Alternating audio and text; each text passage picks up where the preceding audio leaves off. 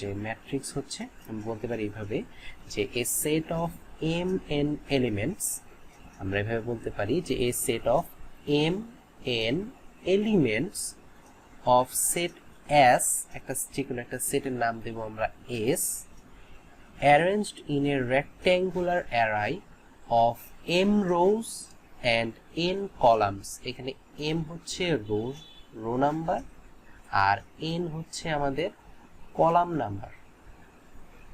তো m rows and n columns is called a m into n ordered matrix over S।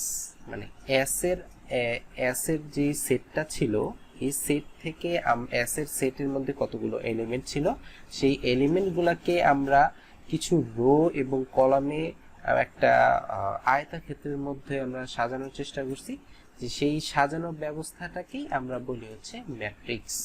যেমন আমরা যদি নেই আমাদের একটা সেট আছে, সাপোজ যে এস ইকুয়ালস টু একটা সেট আছে 2 3 4 5 6 7, এই একটা আমাদের সেট আছে।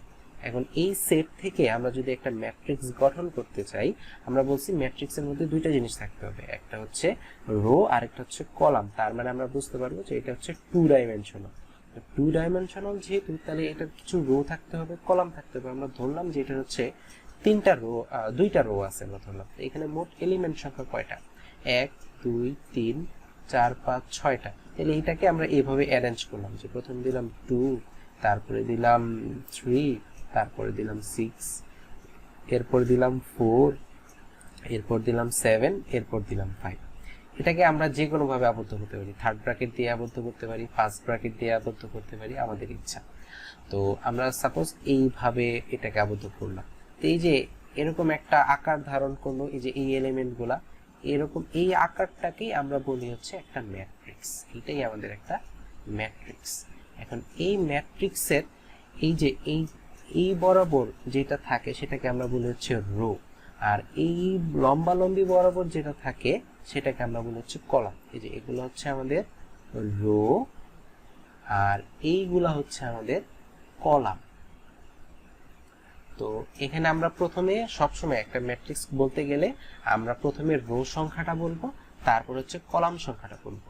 তাহলে এখানে আমরা দেখতে পাচ্ছি 1 2, দুইটা রো আছে, এবং কলাম হচ্ছে 1 2 3, তিনটা কলাম আছে।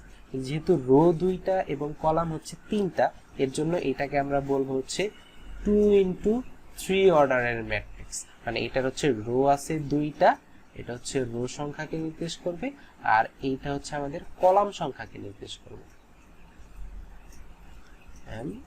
কলাম। এতটুকু জিনিস কি আমরা বুঝতে পারছি? ওকে, তো এটা গেল আমাদের ম্যাট্রিক্সের একদম বেসিক ধারণা।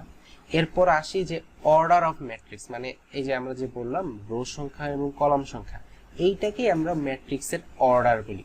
মানে আমরা যদি বলি যে এরকম, আমি একটু লিখে নিই যে অর্ডার অফ ম্যাট্রিক্স। তো অর্ডার অফ ম্যাট্রিক্স মানে এই যে একটু আগে বললাম আমরা রো সংখ্যা কলাম সংখ্যা, এইটাই হচ্ছে একটা ম্যাট্রিক্সের অর্ডার।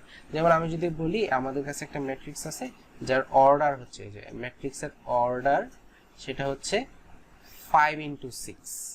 এই কথাটার মানে হচ্ছে আমাদের কাছে এমন একটা ম্যাট্রিক্স আছে যে ম্যাট্রিক্সের রো হচ্ছে 5টা, রো আছে 5টা, আর কলাম আছে হচ্ছে 6টা। এটা হচ্ছে কলাম সংখ্যা নির্দেশ করে, COLUMN, কলাম হচ্ছে 6টা। এটা হচ্ছে ম্যাট্রিক্সের অর্ডার। অর্ডার নিয়ে তো কারো কোনো সমস্যা থাকার কথা না।